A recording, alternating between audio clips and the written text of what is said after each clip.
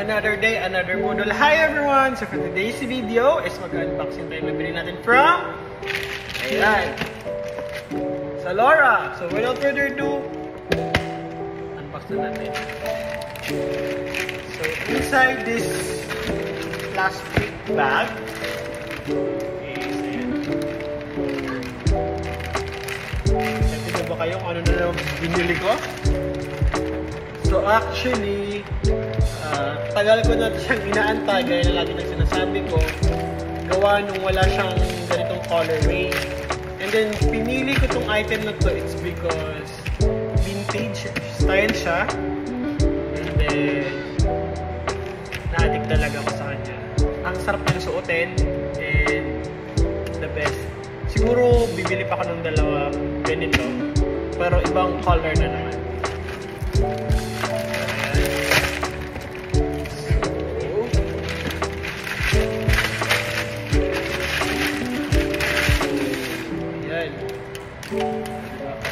Zalora, baka naman. Ganda ng box ni Zalora. So, ayan siya guys. So, open natin. Excited na ako. So, inside this box is ang ating ayan. Beha ulit. Beha, Benja, basta yun na yun. Guys.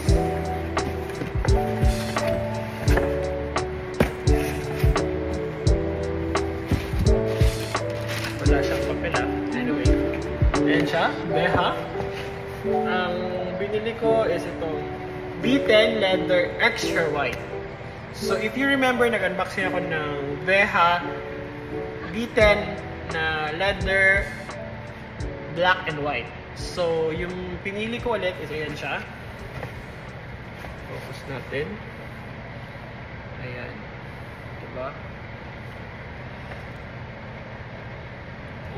Diba? 42. So, gaya ng sinabi ko, pag kayo'y 43, downsize kayo. So, 43 ako, pinili ko 42. Very nice. So, again, ito siya. If you remember, bumili ako ng Beha. So, ito yun. Gamit na gamit ko siya. Honestly, hindi ako sumusuot ng shoes na paulit-ulit. Like, once in a month, gagamitin ko siya ng 2 beses or 1 beses. So, ayan siya guys. Yung binili ko, first is itong black and white. Ngayon, ayan siya. Excited ako, grabe. Ayan siya guys. Inside this paper is ang ating ayan, ang ating Beha na extra white. Diba? Super nice. All white. Diba? So, ang ganda niyang i-pair sa lahat. Super, super ganda niya. Ayan. Diba? So, nabili ko siya sa Zalora. I think nasa, wait.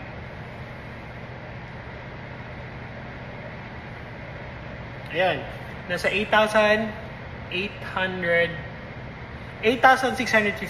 Ayan siya guys. Ayan. Tapos, less 10% sila. Matagal naman tong 10% sa ganitong style. So, nabili ko na to. So, ang next target ko is ayan. May bago sila ngayon eh, V90. Sana meron si Zalora ang style na ganun. Inaantay ko din yun.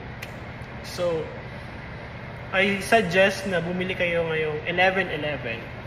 November 11. So, ayan siya.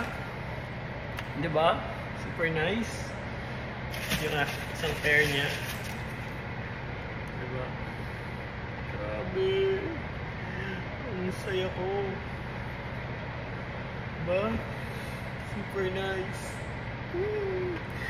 So yun lang guys, thank you for watching and have a nice day. Bye!